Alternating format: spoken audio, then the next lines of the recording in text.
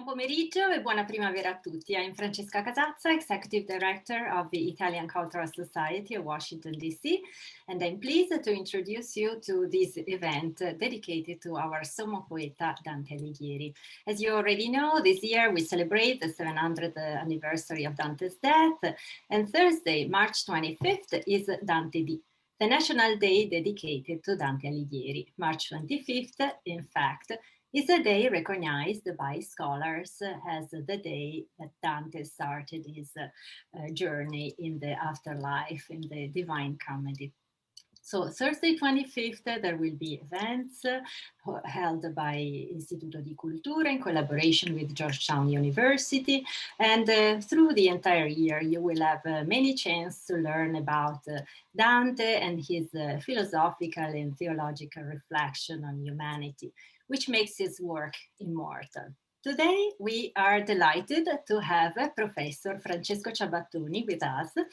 Dr. Ciabattoni is a professor at Georgetown University, and he's a specialist in medieval Italian literature. He received his laurea in Università di Torino and his PhD at Johns Hopkins University. Dr. Ciabattoni's research focus lies on Dante and the Middle Ages, the 20th century short story, and the interplay of music and literature. He has published a book on the lyrics of Italy's songwriters, La citazione è sintomo d'amore, in 2016. And he's the founder and director of ItalianSongwriters.com, the first bilingual website about Italian songwriters. He published essays and poems in various international journals, as well as a collection of original poems. He edited volumes on Primo Levi and Boccaccio, wrote articles on Dante, Petrarch, Boccaccio, and he wrote a book on the role of music in the comedy, Dante's Journey to Polyphony, University of Toronto, Toronto Press, 2010, which is today's theme. So thank you, Professor Ciabattoni, for being here with us. I have to say the talk is pre-recorded because there was a risk he wasn't able to be here with us, but fortunately Professor Ciabattoni is here with us to answer questions. So everyone is invited to write questions in the questions and answer session or in the chat, and then my colleague Dario Penzo here with us will go over them and the professor will answer. Benvenuto, professore. Grazie. Thank you, Francesca. Thank you, Dario. Thank you to the Cultural Society for having me today. Yes, the talk is pre-recorded to make sure that I do not mess up, and also so that I was able to put some images and some captions. But we will all be here live in the background. And of course, we will pop out again at the end of the recording to answer questions and entertain the audience. There will be some music also played in the video recording, and so that's about all I have to say before the recording. All the rest is already on record, literally.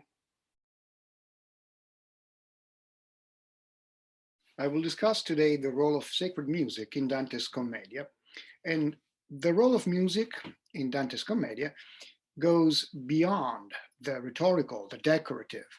It's not just a mere decoration or embellishment of the narrative.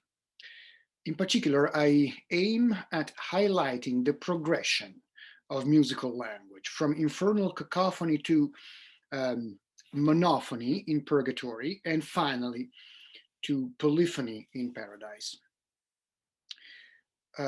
These musical episodes in Dante's Commedia convey a precise meaning. The style of music, the text, the lyrics, that is, convey a specific meaning. And we can observe a shift, as I said, from Inferno to Purgatory and then to Paradise, of course, in the musical language itself. There is a path that goes from the penitential and essentially purging role of music in Purgatory to the glorifying role of music in Paradise. Let's start with Inferno.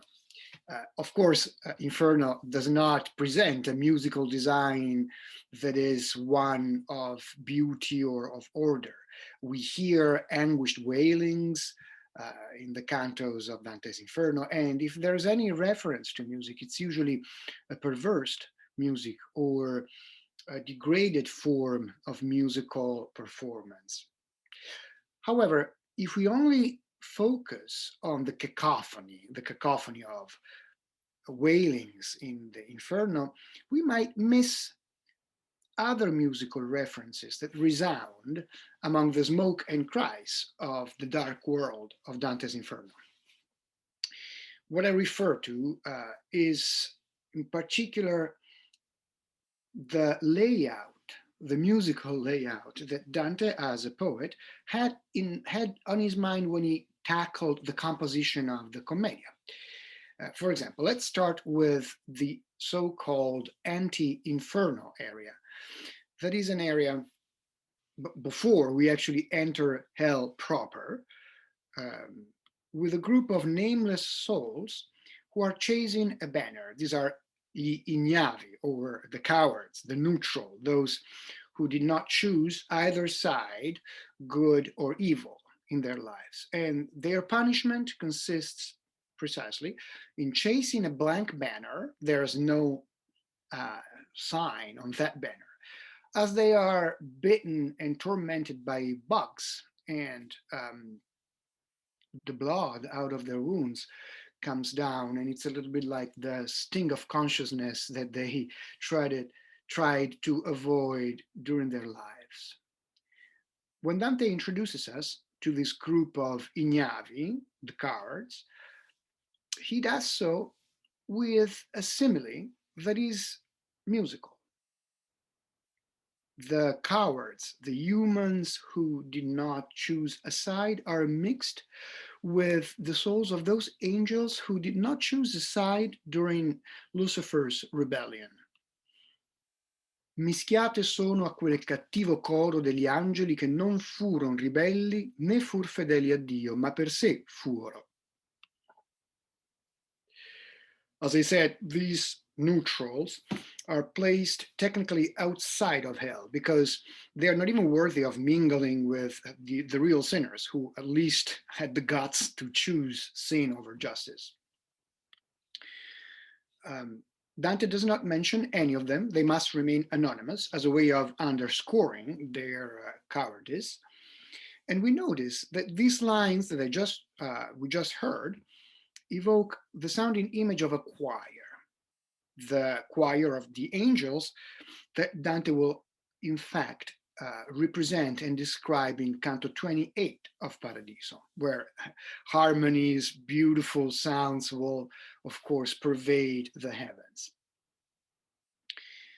But the very first impression that Dante gives us of Inferno is a rather auditory, acoustic one, and it's, of course, anti-musical in its nature. It's a musical image of jarring sounds and disorder. Quivi sospiri, pianti e alti guai risonavan per l'aere senza stelle, perch'io al cominciarne lagrimai. Diverse lingue, orribili favelle, parole di dolore, accenti d'ira, voci alte e fioche e suon di manconelle facevano un tumulto, il qual s'aggira sempre in quell'aura senza tempo, tinta come l'arena quando turbo spira. The musical punishment here is rendered by evoking the sinner's disembodied voices and the lack of tempo, the lack of time, of course, which is a meta-musical indication. It means that these souls will be punished forever.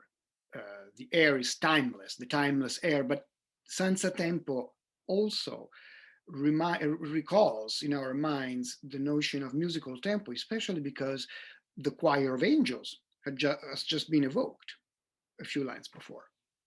And a few cantos later, in Canto 7, a hymn is mangled by the wrathful souls.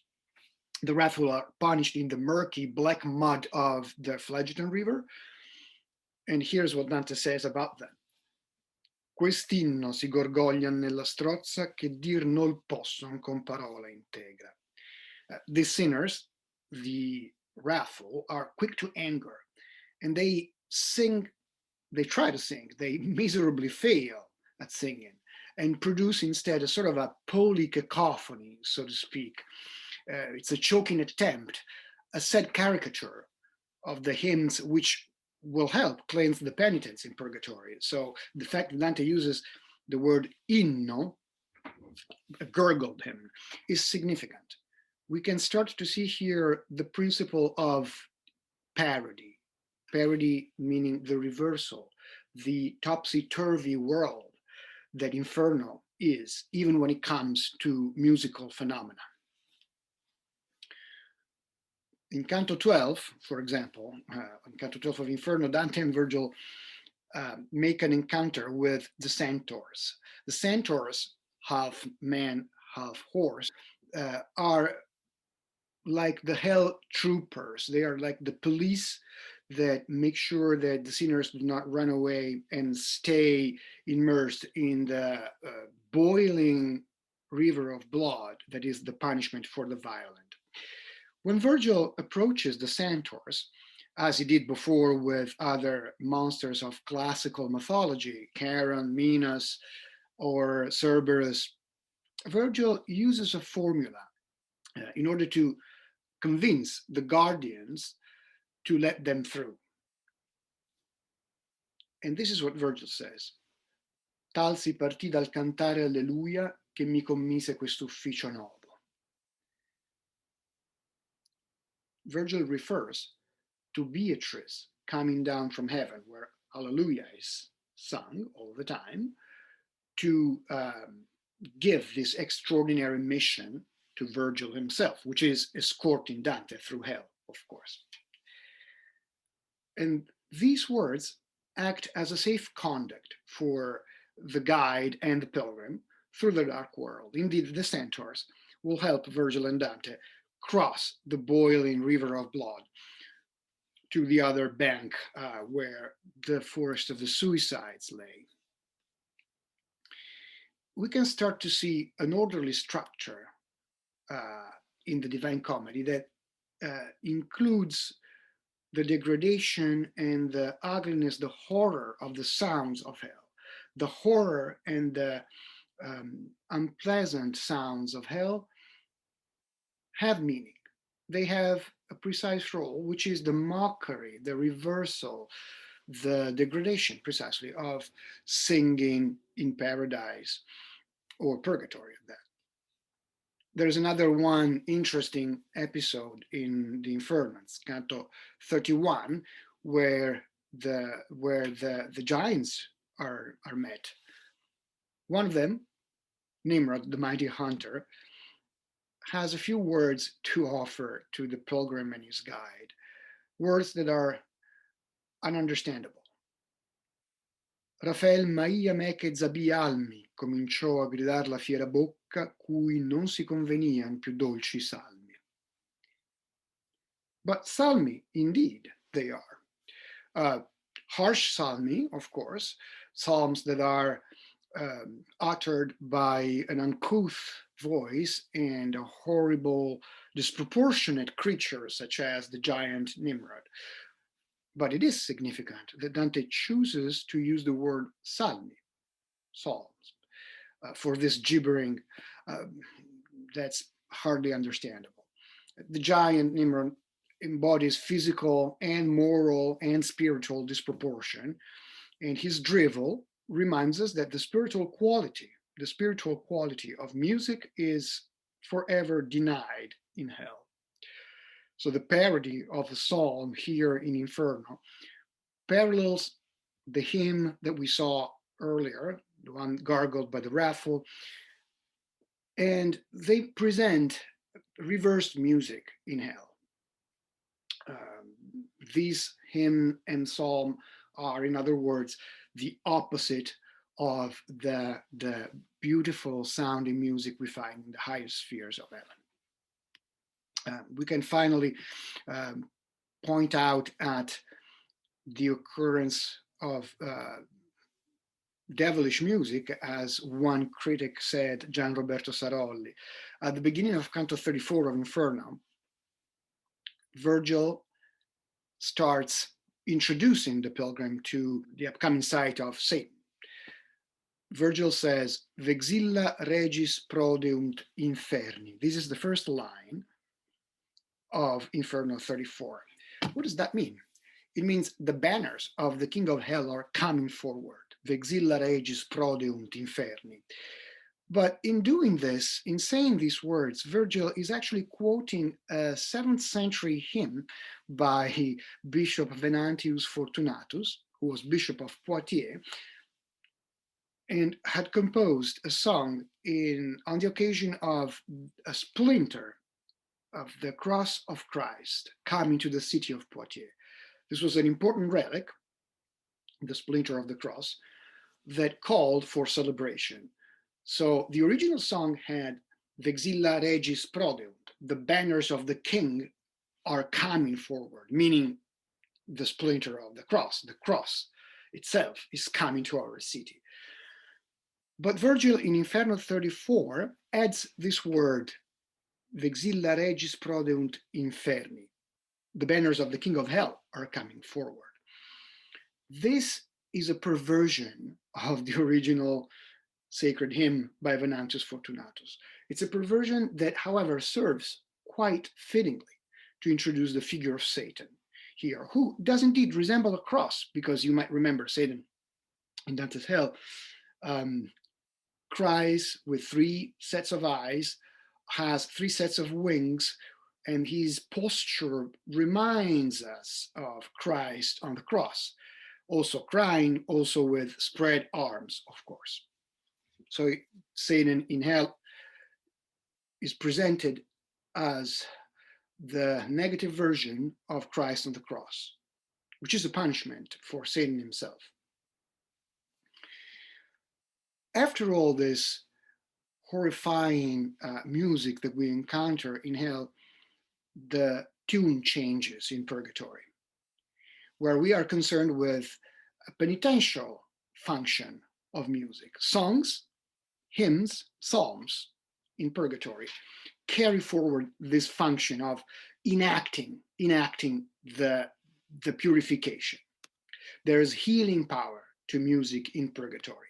And this is not just Dante's own invention. Of course, psalms had a specifically penitential function in the cantillation of the Middle Ages. St. Augustine, in the expositions on the Psalms, had also insisted on the spiritual balm that Psalms can provide to the believers. So, one example we can find already in Canto 2 of Purgatory, when Dante introduces the new souls who recently died and are newcomers to the kingdom of penitence. They sing, In exitu Israel de Egipto, cantavan tutti insieme ad una voce. Now this text from Psalm 113 alludes to the liberation of the Israelites from the captivity in Egypt, and signifies, of course, the liberation of the soul from a state of sin. So that the allegorical meaning is a spiritual one, as these newcomers to the king of the penitent disembark on the shore of Mount Purgatory. They sing a song that represent the end of captivity of the Israelites. But cantavan tutti insieme ad una voce. They all sang together with one voice. That, of course, refers to the style of their performance. And tutti insieme ad una voce means chorally, in unison. They were singing just in the style of Gregorian chant. Gregorian chant was the pervading type of sacred music that during Dante's time would be known to most people. Monks and priests would use that singing in the liturgy of the hours daily, multiple times every day. And the style of that singing is a style where everyone sings together the same tune. It's a monophonic style, monophony, as opposed to polyphony. So everyone sings the same tune.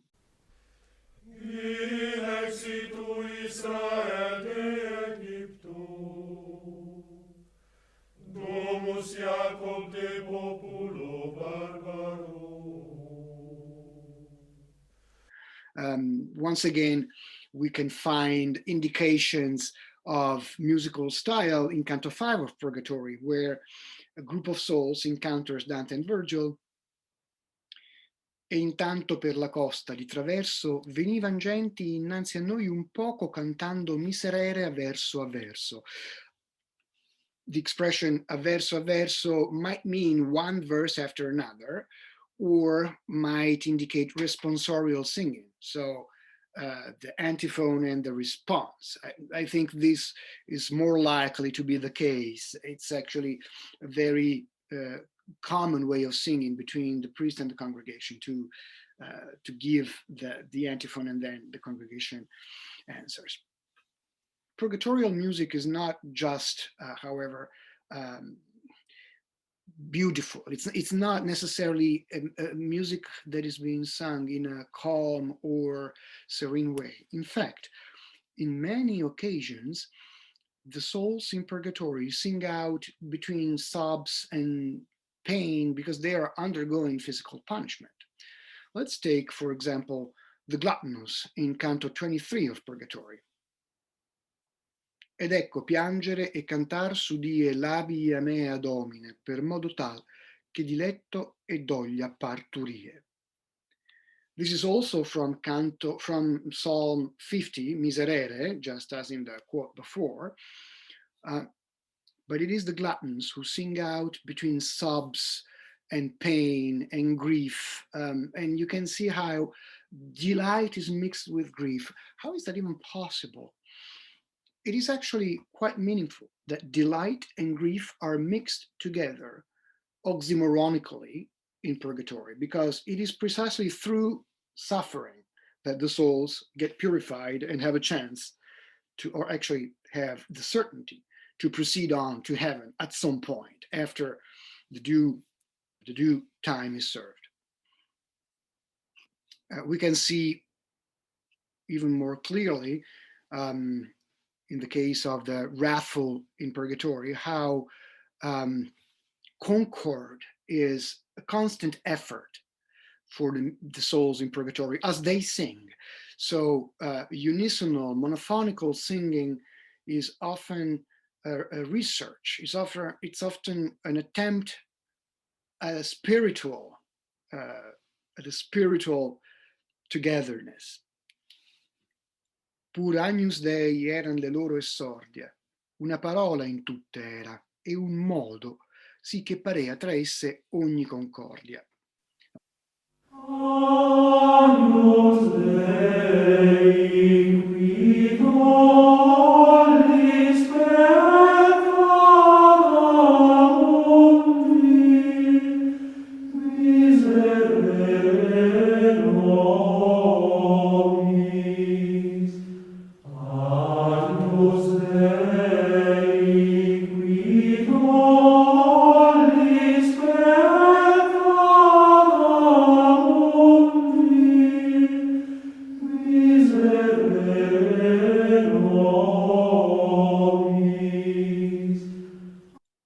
Agnus Dei eran le loro esordia, una parola in tutte era, e un modo. Modo means intonation, so these souls are singing the same words, the same melody, and are struggling to sing together in a concord manner.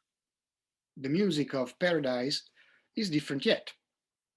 Heavenly songs are much less understandable to begin with, meaning that the lyrics are broken and sort of lost in the complexity and beauty of the music itself.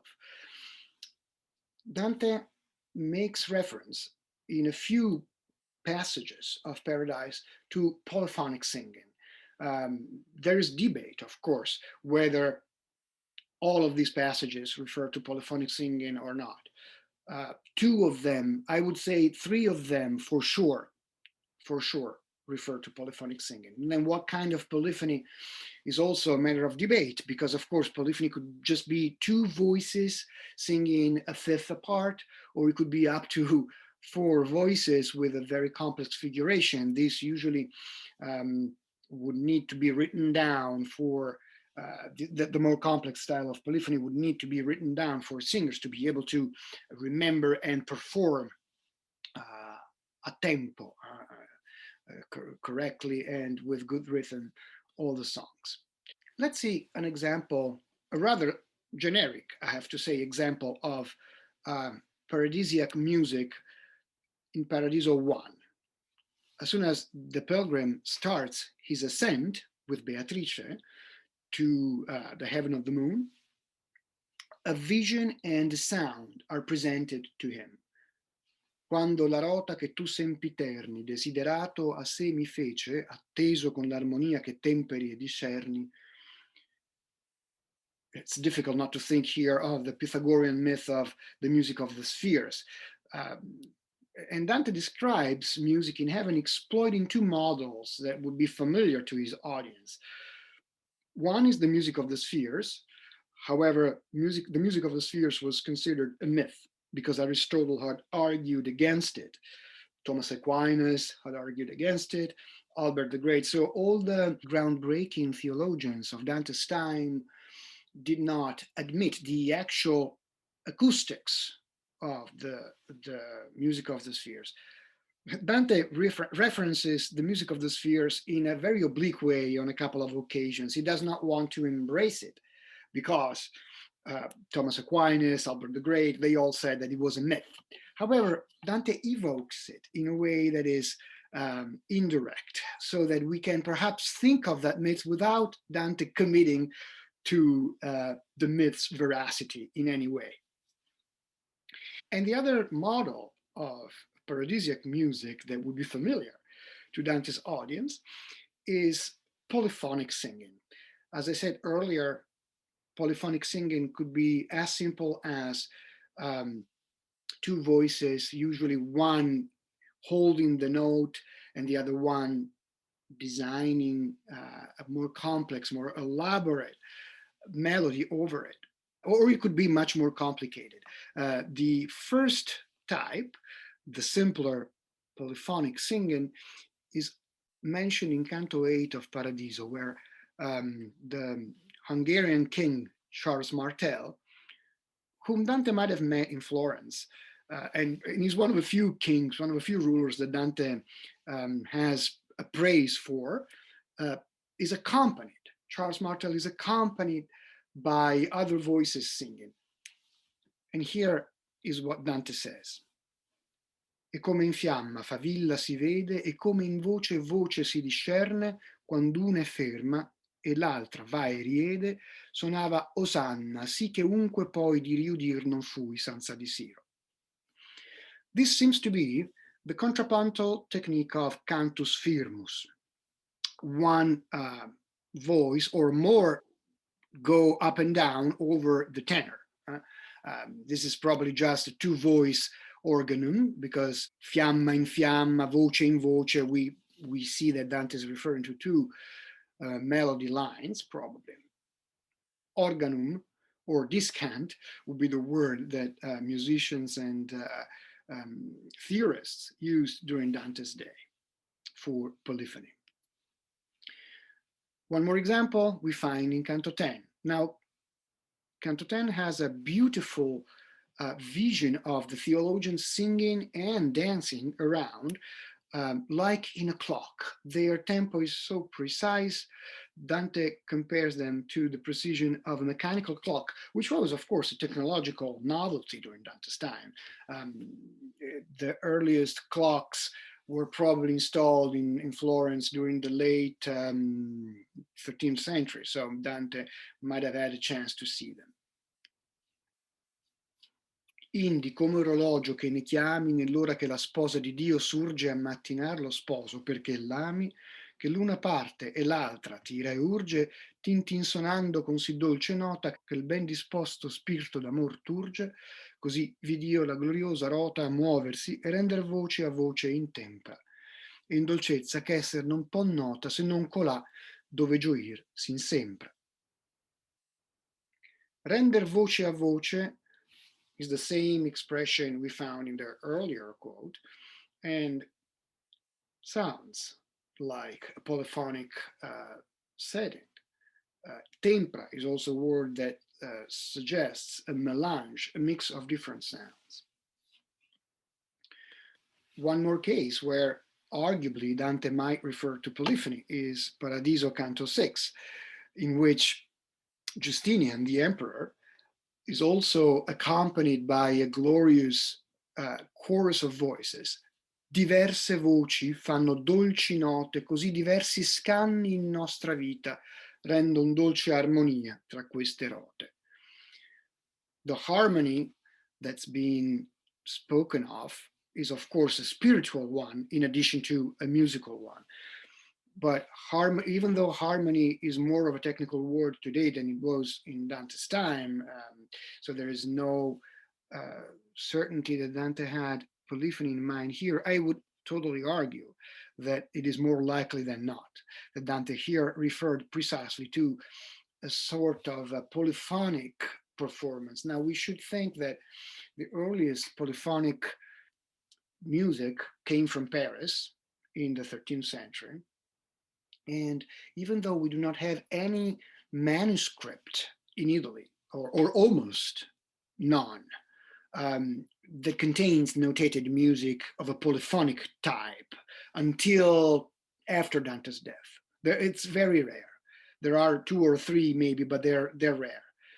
We do have, however, evidence that improvised polyphony was indeed a common practice during Dante's time in the places where he lived, Florence itself to begin with, but also in Pistoia, but also in Siena and in Padua. And how do we know that? We know that because in certain books that were used in the liturgy, these are called ordinal books. An ordinal book is like the script for the Mass, where all indications and instructions for the priest and the congregation and the canons are written down. They're very detailed, and they go to the point that they explain how each song should be performed. And we read in all these ordinal books that on certain occasions, some songs should be performed cum organo. Cum organo means with polyphony. In fact, in the ordinal book of Santa Reparata, the Cathedral of Florence of Dante's day, we find that on 2 specific occasions of mourning, for the death of a canon, for example, or for Good Friday, it is forbidden to sing cum organo. It is forbidden to sing polyphonically during mournful occasions. What does that mean? It means that on every other occasion, it was rather the norm, was common to indeed sing polyphonically. And so we know that Dante had been exposed to at least a simple improvised form of polyphony. For the more complex 4-voice, 4-part polyphony, we have lesser evidence, but still we do have some. For example, we know that Dante was at the court of Pope Boniface VIII during 1301. He was almost a prisoner. He was a forceful host for several months in the fall of 1301.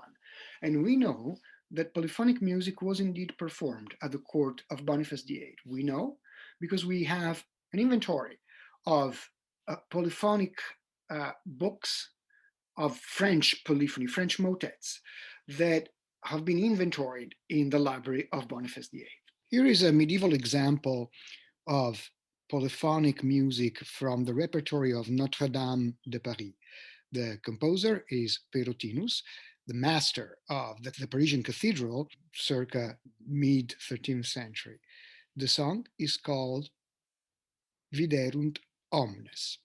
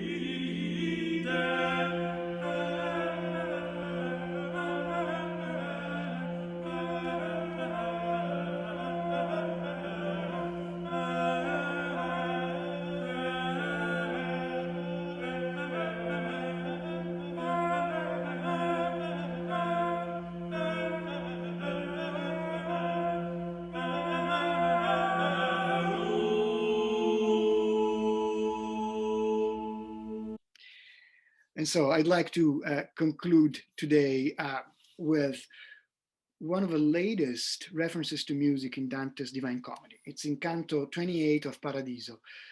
This is the angelic hierarchies. So it's a mirror image of what we saw at the beginning with the neutrals being compared to a choir.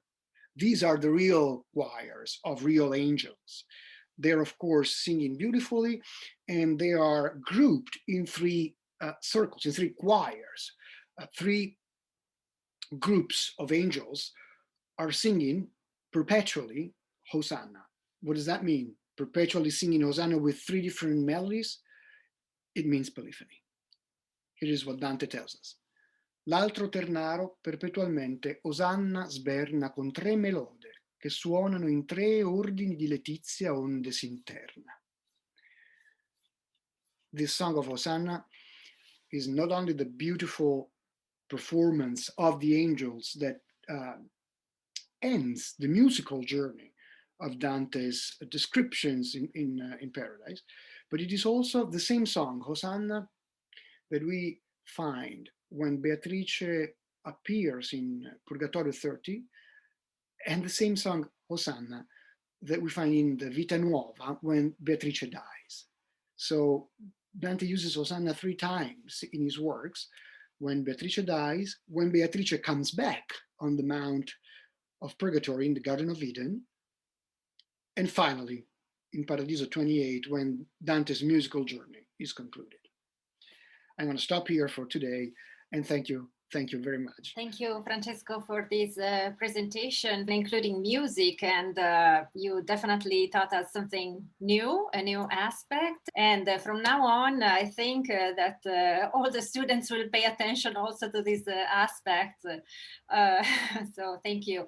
And with us, you are also seeing my colleague, Dario Penzo, who is the event coordinator. And thank you, Francesca. And again, thank you so much, Francesco, for this lecture. I think, as Francesca said, it's amazing to see how well-rounded the Divine Comedy is in so many aspects. Music is not one that we study at school at all, university. So thank you so much. Now it's time for the Q&A section. So if you have any question, please write them down to the Q&A box at the bottom of the screen. I think I've already seen a few interesting questions in there. Yeah, there's one question by John that asks, it is significant to Dante that in Exit to Israel, it's sung in the so-called pilgrim tone on tonus peregrinus? Yes, indeed, it is significant. It's an excellent question. And so the tonus peregrinus was supposed to be the traditional song sung by the Hebrews in their peregrinations. Obviously, that establishes even more strongly the connection between Dante as a pilgrim, but also the readers as pilgrims in the steps of Dante himself. And the biblical pattern of a journey towards something, which is part of the reason that I titled my book Dante's Journey to Polyphony.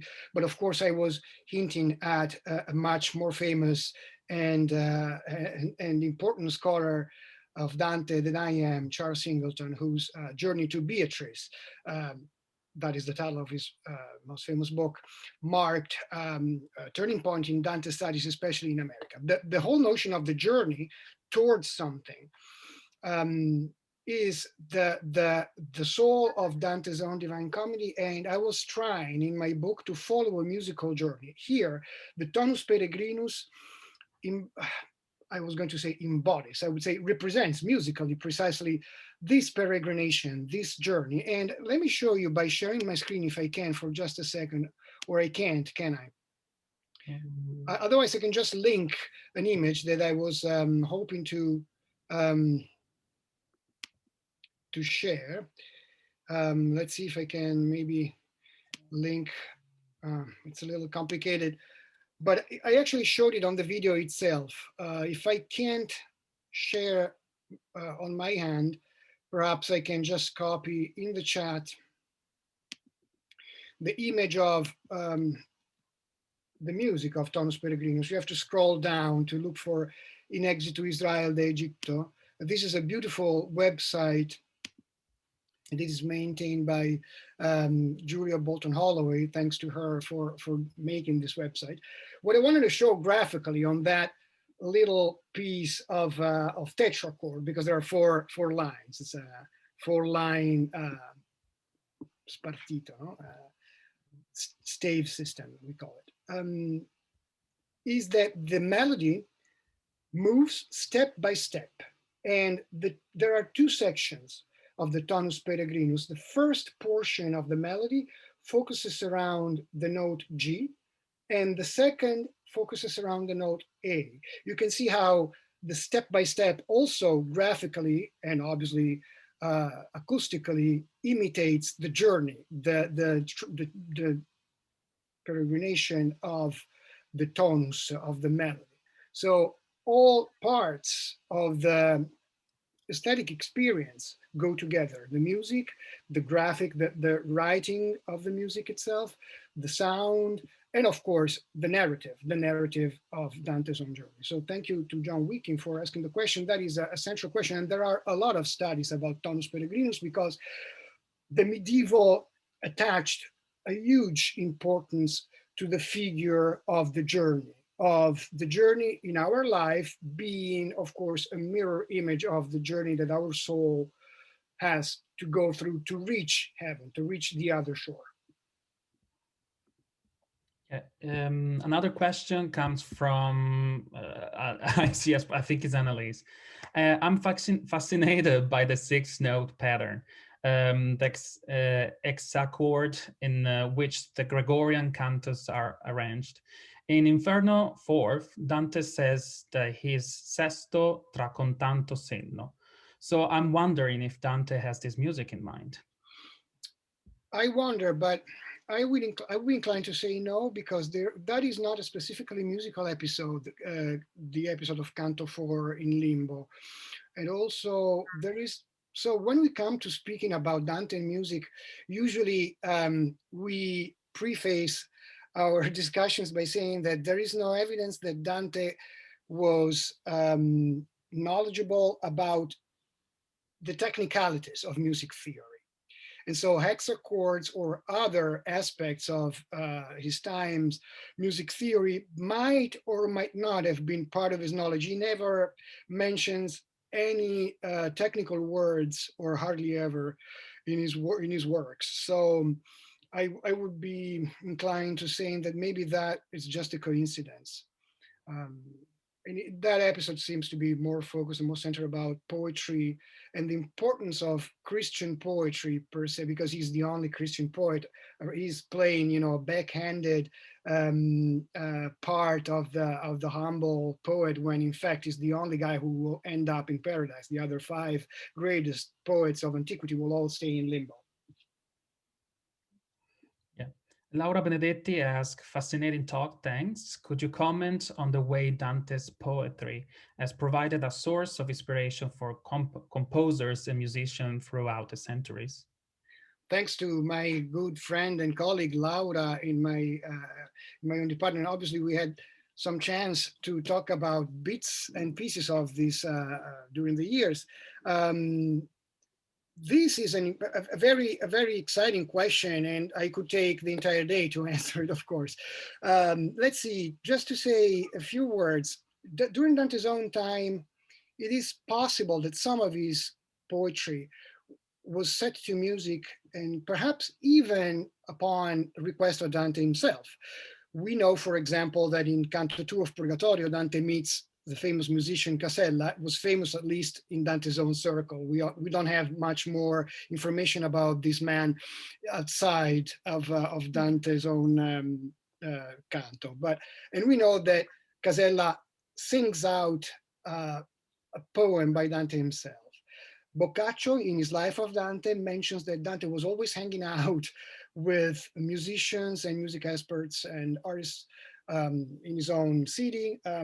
However, we have to wait a few centuries before we actually see Dante's poems set to music by professional musicians. And I'm talking about the 15th century.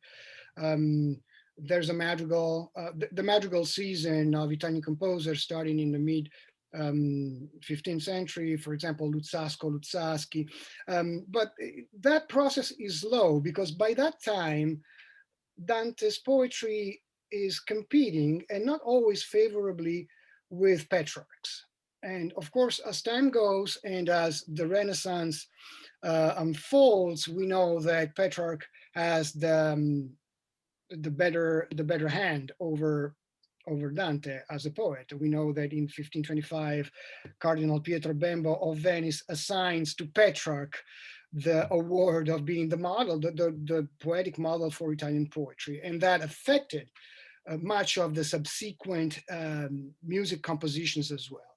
So Dante encountered a huge fortune in being set to music, but unequally over the centuries. I would say that probably the most fortunate century for Dante's poetry to be set to music was the Romantic period. So towards the end of the 18th through the 19th century. We can remember Tchaikovsky towards the 20th century, and a lot of other episodes. Francesca da Rimini was the most widely set episode, and that was probably the most successful time for Dante as a poetic inspiration. Thank you for that. He didn't stop, by the way, to inspire contemporary artists. Since Francesca earlier mentioned my website, if you go and look for Caparezza, a contemporary rapper, you will find that Caparezza rewrote an episode from Canto 8 of Inferno, the one about Filippo Argenti, and he presents it in the form of dissing. He disses out Dante. What best challenge than take the best poet of your national tradition to try yourself at what you do. Caparezza wears the clothes of the robes of Dante himself, and also the robes of Filippo Argenti, and it's interesting to see how the video presents Caparezza and Dante as opponents, definitely. Not sure which one comes out best. Paola Modeo asks, it is possible that the polyphony of heaven reflect the very reason for the creation? As I understand it, Dante suggests that even God will not be complete without our souls that could reflect the participants in his splendor. In some sense, our very reason of existence is to be in a choir. That's very profound. Thank you, Paola. And it is certainly possible. I would say that it's very likely that the music, the polyphonic music resounding in Paradise, at least represents the concord and the final harmony between souls that we find up there. There's one episode that I always like to cite. It's in Canto 10 of the Paradiso, where the theologians are presented. Thomas Aquinas sings the praise of, Thomas Aquinas was a Dominican, and he sings the praise of Saint Francis. And then Saint Bonaventure, a Franciscan, sings the praise of Saint Dominic. So the two most important exponents of Franciscans and Dominicans sing each the praise of the other saints. And that is significant because between Franciscans and Dominicans on earth during the Middle Ages there was sometimes bad blood. They had different interests, different approaches to theology. Politics and power were matters of confrontation between them oftentimes. So that was not a match made in heaven, but it became one in Dante's own tractation. When Dante represents Bonaventure and Aquinas singing and dancing in harmonies, but by the way, not just the two of them, but there are 24 wise spirits marvelously spinning around in a sort of complex choreography and symphony, we could call it today. Then we realize that music goes beyond the rhetorical level, as I said at the beginning of my talk, meaning that it represents in the art and with sounds and with images what happens metaphysically, which is the supersession and the achievement of a harmony and a concord that was not possible on earth. Thank you for this answer. Another question from Dante, I think it's not a real name, said, are the notes that you provided derived from actual songs that accompany the poetry, or were these composed later than during the writing of the Divine Comedy? Thank you. Very good question too. They were the notes or music that I provided is not from actual songs that accompany the poetry. And these are songs, for example, Agnus Dei or In Exitu Israel de Egipto, the Tonus Peregrinus, are all songs that pre-existed. And Dante cites them in his poetry with a technique that is very expedient, because everybody in the Middle Ages would know those melodies and probably recall the entire lyrics. Remember when he quotes In exitu Israele e Egitto, cantaron tutti insieme ad una voce con quanto di quel salmo e poscia scripto. They sang all together with one voice, and they sang the entirety of that song. So Dante specifies that the entire song is being sung. That means that the reader could recall, having by heart, by memory, the entirety of the lyrics, not only the melody, he instantly would know what was going on the shore of Purgatory as Dante salutes the disembarking souls. So it's like hyperlink, if we were to use a word that we are very fond of today, into the memory of the readers. And all those songs pre-exist Dante's Divine Comedy, and he uses them to have the readers think of them whenever he mentions them. And of course, that means that Dante is like opening a window into his own poem onto the Book of Psalms, for example. Thank you for this answer. And sorry for adopting a language that sounds so internet-like, but I find that it is sometimes very helpful for us to realize that the mechanism of our minds, it's an intertextual process that goes into different directions as we read and hear the words. Ronald Capelletti asked, was there an example of polyphonic music in the secular realm? For example, in the troubadour tradition? Thank you, Ronald. And that's another great question. So I'm very glad, because this gives me the chance to clarify points that I had to leave aside for reasons of brevity.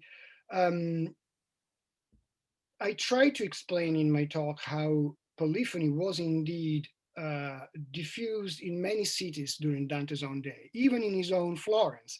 We read in the ordinal book of Santa Reparata that polyphony was used regularly as the norm, because we find that only on exceptional occasions it was forbidden to sing polyphonically, cum organo.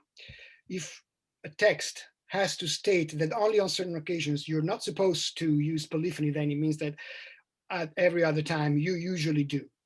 However, the polyphony that we find referenced in these ordinal books is very likely to be simple polyphony, improvised polyphony, something that is sung without a score, without a written text, without written musical notes. It is more difficult to prove, but not impossible, that Dante was exposed also to the French style complex polyphony dai played with viderunt omnes. You may remember that during the song that has 4 voice parts, you saw the musical score, and that was extremely complex. You can actually even Google it because it's the Magnus Liber Organi. It's everywhere. Viderunt omnes, you'll find it online. You can see how there are 4 parts, and these 4 parts have to go a tempo and in pitch so precisely that you can't possibly just memorize it. You have to read it, and you have to keep that score before your eyes as you perform it. So that was more complex, more difficult, and it's more difficult to track its diffusion, the diffusion of this music during Dante's own day. The troubadours did not sing polyphony. They were essentially monophonic musicians. They had ballad-style songs, and obviously the troubadours were known to Dante. But my argument here is that Dante, even though during his youth listened to and read a lot of troubadour production, in the Divine Comedy he references mostly sacred music, and so that's why I look at Gregorian chant, unisonal monophonic chant in Purgatory, and church music, especially polyphonic music in the Paradise, because that seemed to be the subdivision that he employed. Cacophony, so perverted music in Inferno, monophony or unisonal Gregorian in Purgatory, and then polyphony in Paradise. Doyo asks, thanks for a stimulating presentation, Francesco. And then this question extends beyond the specific topic of polyphony to include music sounds effect. At the very end of Purgatory 9, for example, the narrator describes the sound of the closing gate in verse dramatic terms. Tale immagine appunto mi ratrea, ciò ch'io udiva quel prendersi suole, quando a cantar organi si stea, corsi or no si intendon le parole. Scusami, Dante. Could you comment a little bit more of Dante evocation of music for sound effects? Most certainly and gladly. Thank you, Catherine Adoyo, for the question. So that Canto 9 of Purgatory is a point of passage when Dante and his guide enter the actual realm of purification. Cantos 9 in Inferno, Purgatory, and Paradiso all seem to be thresholds.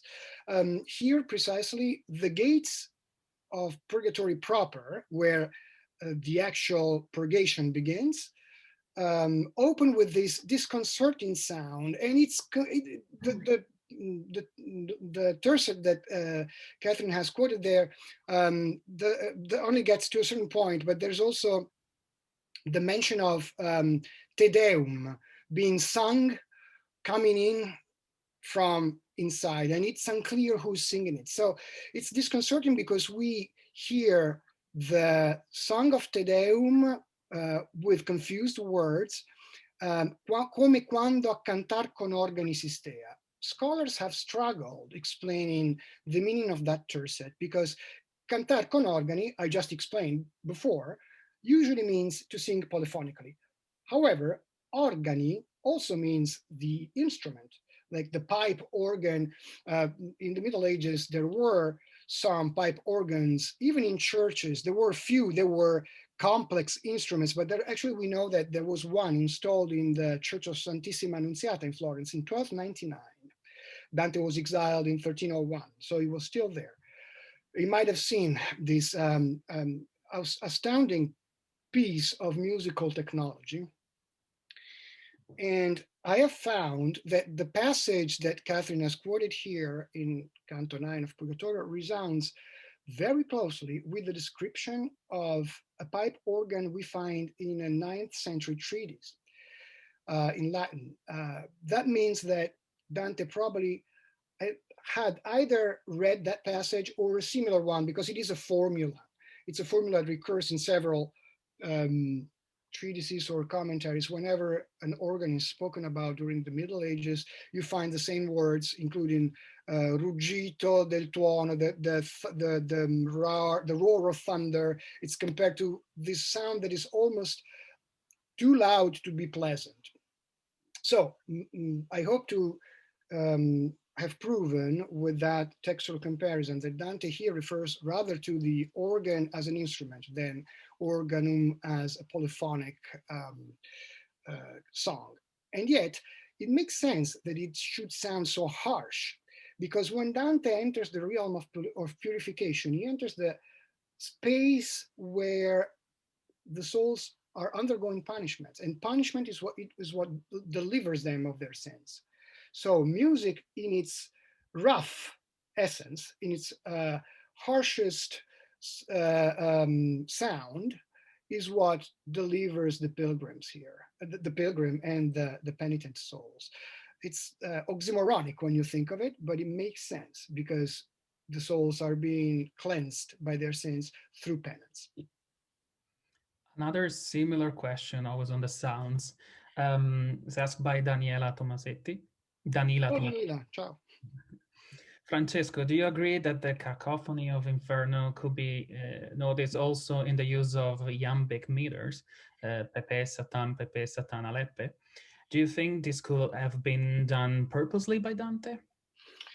It's a great question. I doubt that Dante would use a classical meter like that in vernacular poetry. But it's certainly a question. I'm answering off the cuff of my mind here. I never thought of that line as a iambic meter, but we could look into that and see if it's repeated anywhere else. For example, papesatan alete, but also the other cacophonic gibberish by Nimrod, right? Rafael Maia meke zabialmi, which we struggle to make sense of. We should see if those utterances have anything in common metrically. It's something to study, something that we should devote more attention. Bruno Capelletti asks also, did any of the great polyphonists of subsequent centuries, Palestina, Joachim de Prest, etc., could compose any music to Dante's poetry? Some. It was rare, though. I'm thinking now. There is one case, I think it's from Canto 3, and I can't think of the name of the composer. I'm going to look it up, actually. But like I said, during the madrigal and polyphonic season, Dante was a little bit on the descending curve in favor of Petrarch. Okay, there's no more question. Actually, maybe I have a question, not as technical, but from your website, from the book you wrote, we can see clearly a passion for music, medieval music. But you also have a passion for Dante's. Which came first? Did you discover Dante through the medieval music, or the medieval music for Dante? I think Dante came first because my father loved Dante, and we read it together when I was in school. I also always liked playing. Music was in the family, but specifically medieval music came a little later when I was in my college years. When I found that some of the songs that Dante referenced in the Divine Comedy were indeed popular and famous and important during in medieval liturgy and medieval religious life, I decided to study the topic. And I found that this topic has been studied now a little bit more than it was maybe 10 or 15 years ago. But there's still a lot to do, and there's a lot to discuss and to uncover, I believe. So it's an ongoing passion, and it's an ongoing commitment. I'm glad that other colleagues are also doing a lot of excellent work. Of course, I'm not alone, and I benefit from their work, and I'm grateful to them. Thank you. Yes, thank you. So then there are a lot of thank you, congratulations, and a lot of compliments. Thank you, Professor Ciabattoni. Thank you for this talk. Before we say goodbye, I just want to remind our next event will be a concert and talk by Angela Centola, a guitarist and composer. So stay tuned, see our upcoming events, see our classes. Spring term will start next week, and a few more classes will start after Easter. So visit our website, our YouTube channel for the past events, and thank you for being part of our family on our mission. Arrivederci a tutti. Thanks everybody. Thank you, Francesca, and thank you, Dario. This was great to be here with you today. Grazie.